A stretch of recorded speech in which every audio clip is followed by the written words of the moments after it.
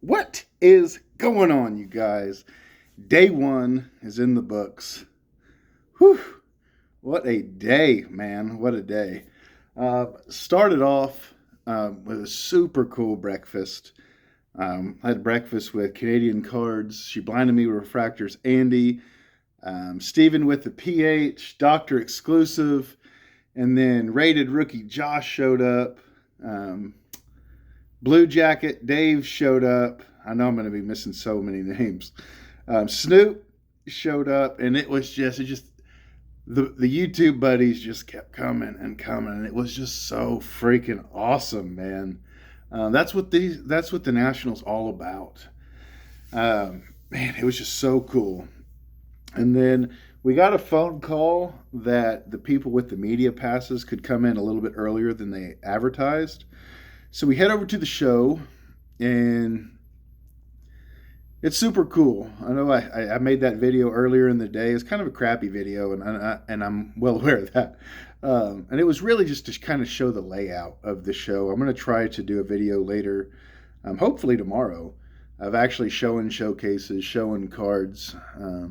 Everyone keeps asking me, how are the prices?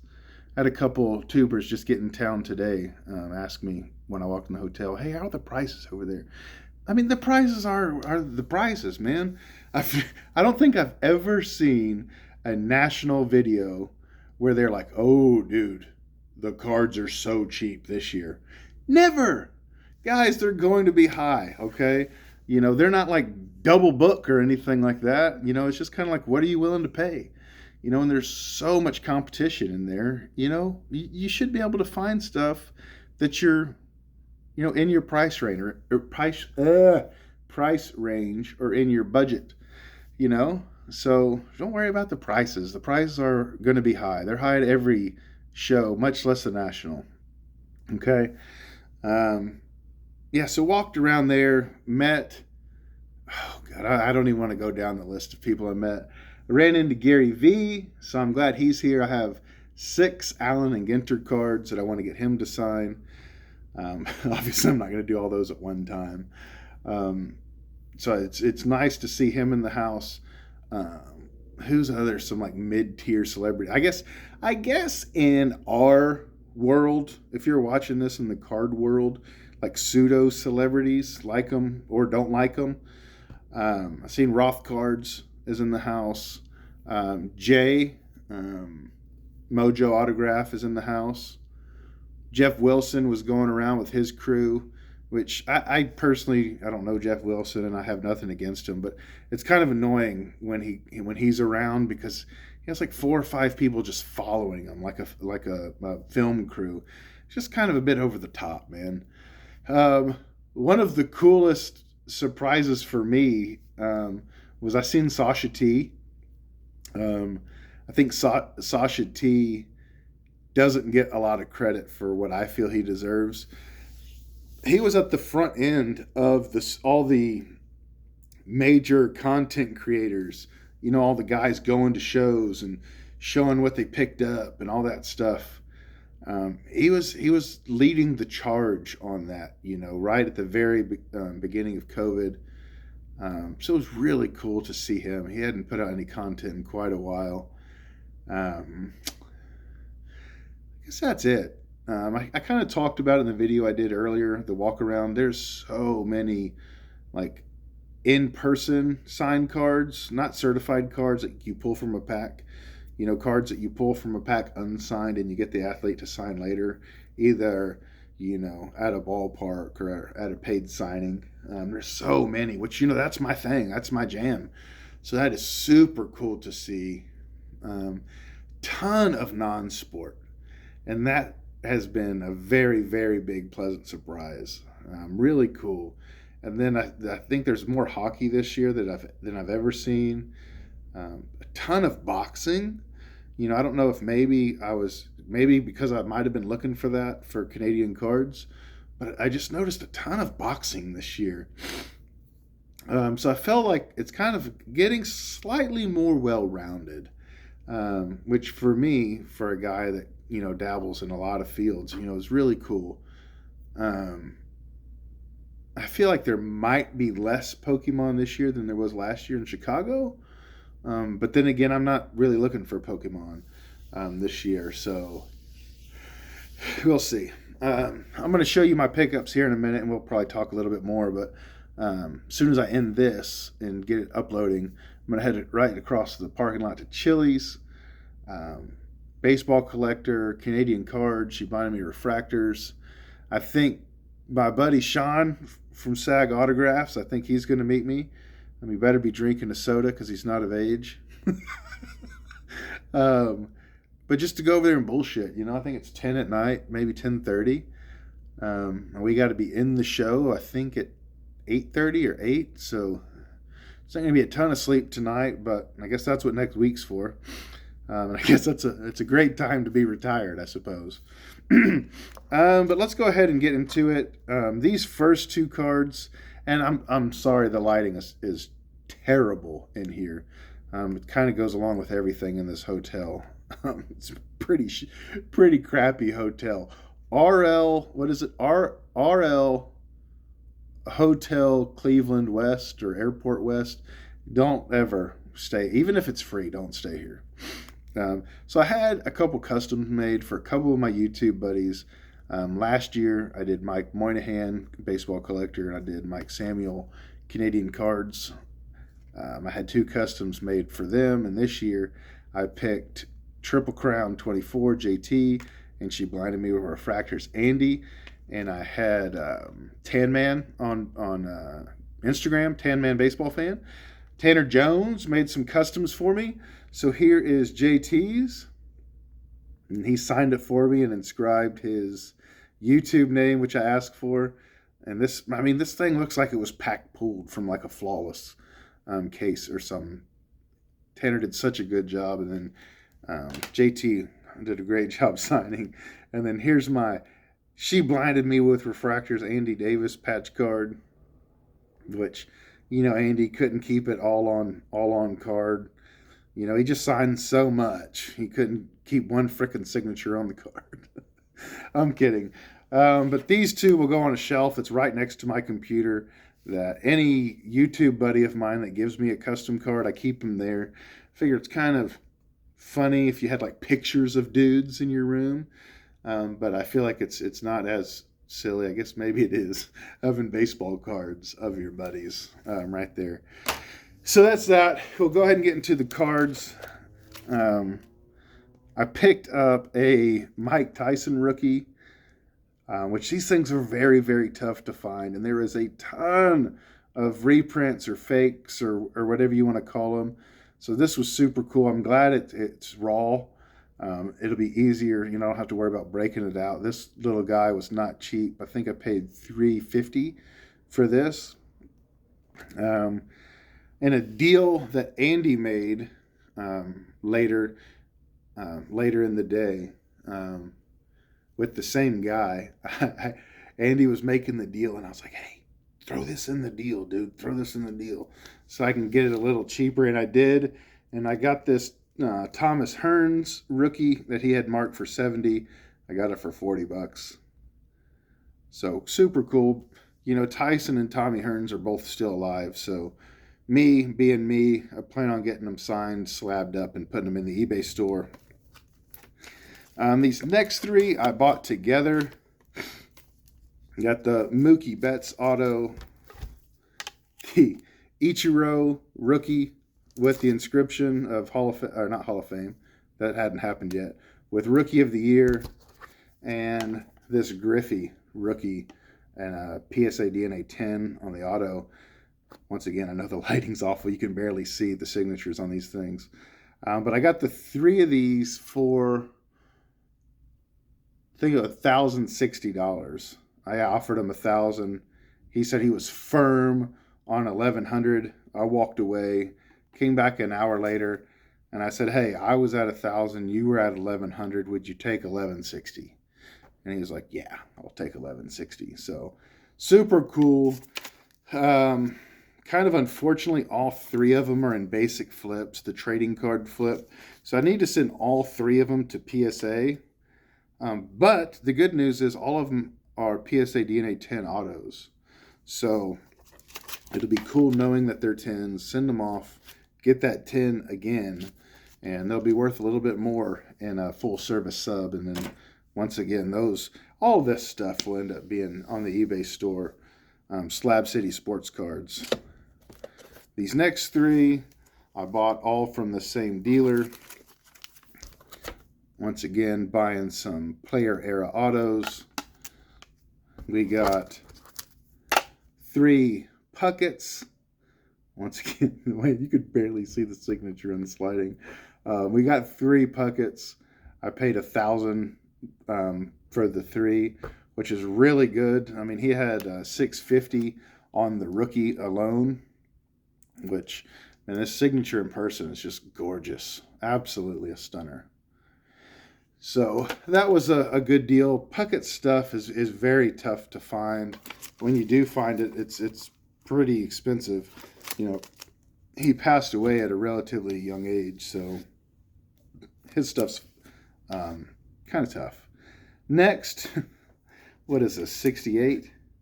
This 1968 Tony Oliva here. So it was in a showcase, and you can see it has the basic flip on it, the trading card flip, and it had a sticker on it that said rare, and it had 450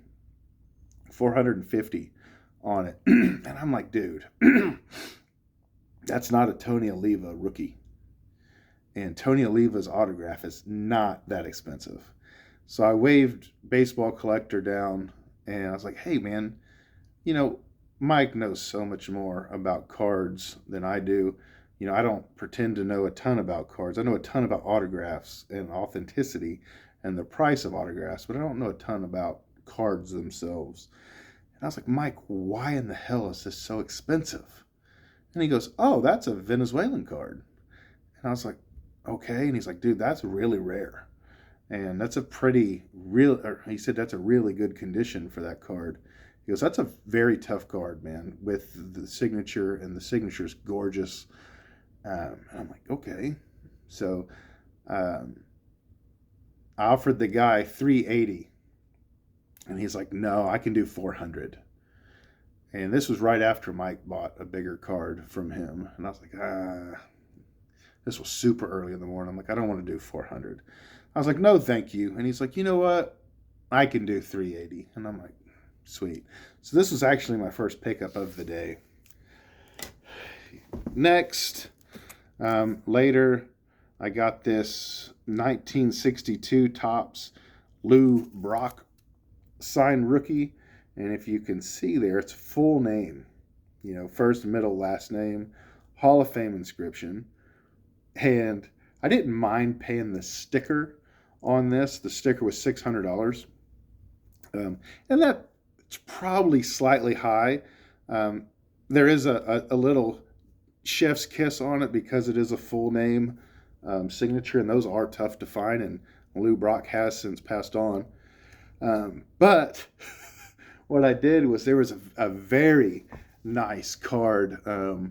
Maybe Baseball Collector will talk about it in his channel. It was a golf card.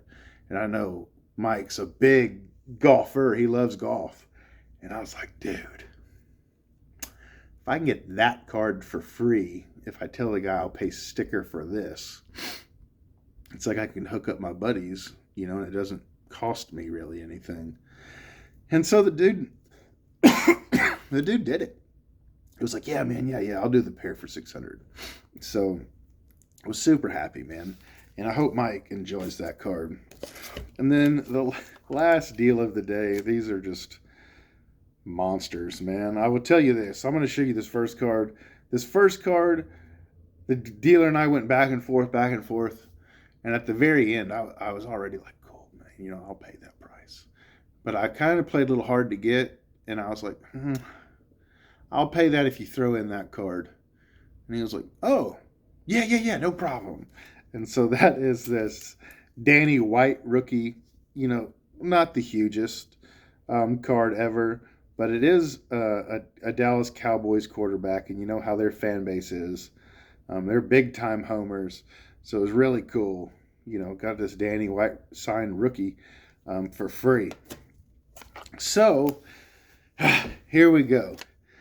I tried to negotiate for a signed 1982 Hogan, rookie Wrestling All-Stars. And the guy had 2,300 on it. And I was like, that's a bit steep, dude. That's a bit much. I was like, would you take 18?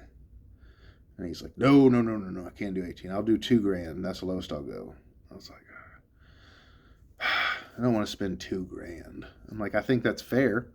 The Wrestling All-Star card alone is about $1,000. And you can get Hogan to sign his Wrestling All-Star cards for less than $1,000, but he's signing less and less these days. He's not getting any younger. I'm like, ugh. I hemmed and hawed a lot, and I'm like, I don't want to spend $2,000. So I was like, no, thank you. And so I started looking at the rest of his table, and I was getting ready to walk off, and I was like, hey, do you happen to have any player era Mickey Mantle cards that are signed? That's kind of, that was kind of the big boy that I wanted to get this weekend. Something very high end, kind of unique to put in the eBay store to kind of grab people's attention. And he's like, well, we have this one over here. And it was a 1958 Topps, and he wanted 32 on it. Was it 32? Yeah, it was 32. And so I was like, God, dog, dude, like that's a ton of money, man. I was looking to pay like in the high 2000s, like 2.7, 2.8. And I was like, you know what? How much for the pair, dude? Like, how much if I bought the Hogan and the Mantle? And so we jumped around back and forth with some pricing. I ended up getting the pair.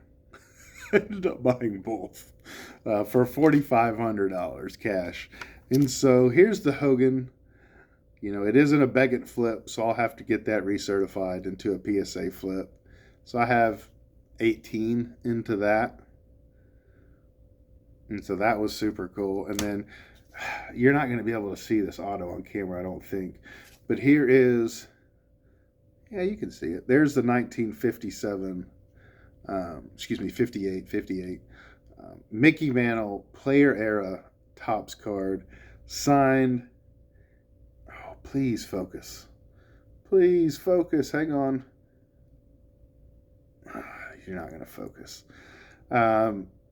Signed in blue ballpoint pen. Freaking stunner, dude. Into this for about 27. So that's that, man. That's my week, or excuse me, my day one. And I'll be honest, that's like, I don't have much left. Like hardly at all. And there's still 4 more days here. Right? Thursday, Friday, Saturday. I'm leaving on Saturday. So, 2.5 more days. But man, what a day one. I mean, a ton of these cards, if I would have got them by themselves, I would have said it was a hell of a day. If I would have got that Ichiro by itself, amazing day. The Lou Brock rookie by itself, an amazing day. And so I'll say, man, whatever your bankroll is when you come to the National, it is so incredibly easy to spend it all in one day. But I have no regrets, not even one letter. I have no regrets, man, about today and what I spent.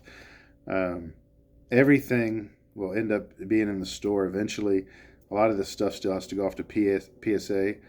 I have a little bit over 1,000 left. I think I'm about 1,400. What I plan on doing with that, I'd like to buy a ton of low-end cards to send to my ComC account, and I can drop off here with ComC. But I'd like to buy some vintage, ungraded Hall of Famers that sign TTM. I'd like to pick up some Juan Marichal cards. I'd like to pick up some Bill Mazeroski cards. if I can pick up a cheaper Steve Carlton rookie, just stuff like that I can get TTM, and you kind of double, triple some of those times. You triple your money, man, what you have into those. Um, that's kind of the whole point of having an eBay store, is making money. So I know a lot of y'all don't like talking about money, but for me and where I'm at in my life, you know, flipping sports cards now is kind of my job. Even though it doesn't feel like it, man. I'm enjoying the hell out of this. So sorry for the incredibly long recap. I hope y'all enjoyed the stories. I am going to go next door and probably pound about 37 Smirnoff ices and get white girl wasted. Um, no, I'll probably go next door and have a Coors Light. But until tomorrow, adios, be safe, toodles, and thank y'all for watching, man. I really do greatly appreciate it. Y'all take care.